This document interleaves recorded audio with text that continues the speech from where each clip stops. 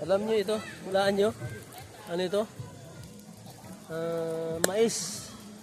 Sa English pa, acorn. Ating lapitan ha. Oh.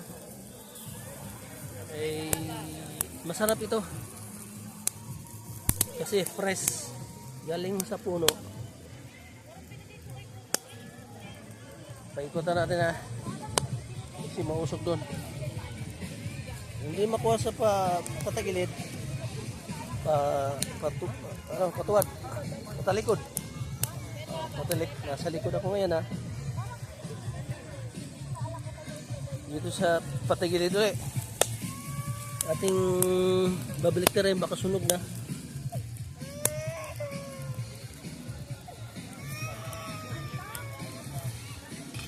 Ating ipupus para makita ninyo.